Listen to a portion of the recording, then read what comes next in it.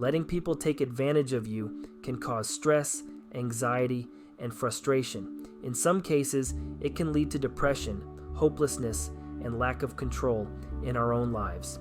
Every day, we can choose not to make waves and feel this way, or we can stand up for ourselves.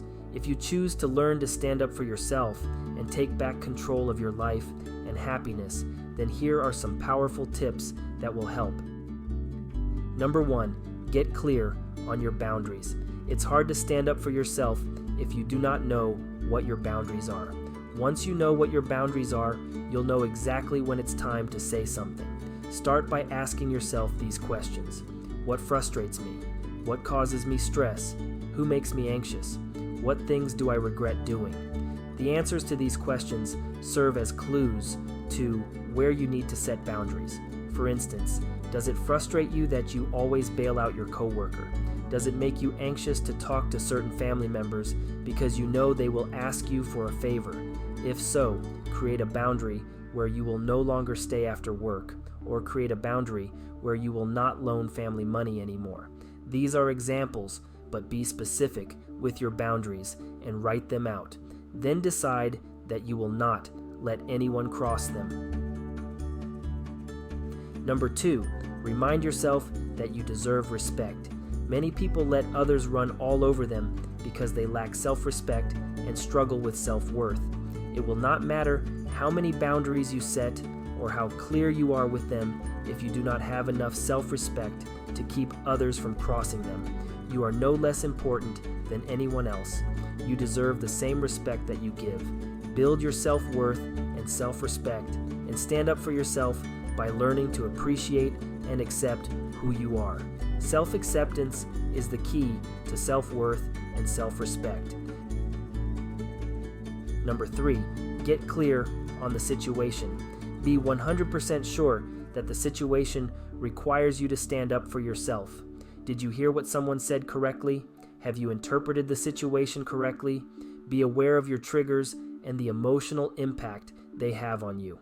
Sometimes we get triggered by something and our emotions immediately kick in.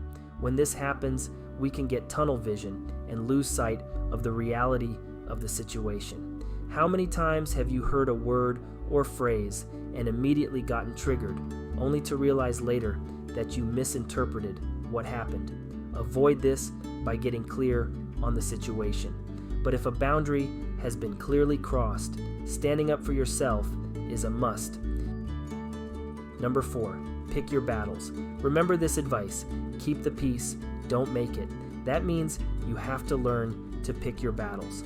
Just because you can stand up for yourself doesn't necessarily mean it's appropriate.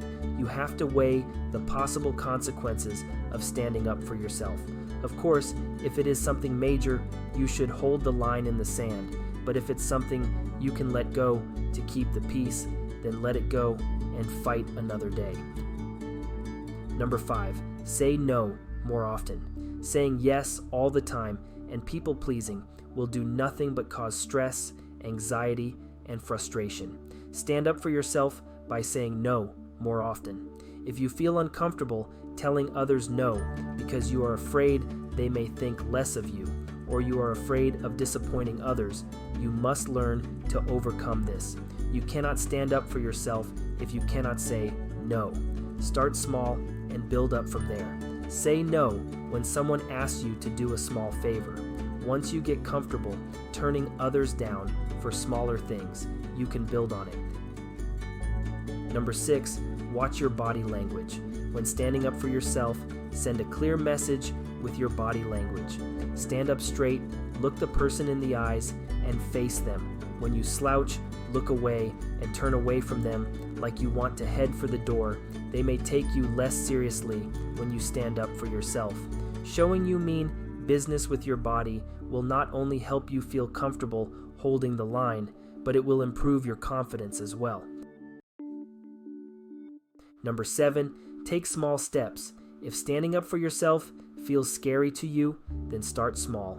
Start speaking up and saying something a little bit at a time. The key is to practice and be consistent. Once you start winning smaller battles, you can move up to defending larger boundaries. It's time to take control of your life and stop letting others take advantage of you and your kindness. Follow these strategies to stand up for yourself.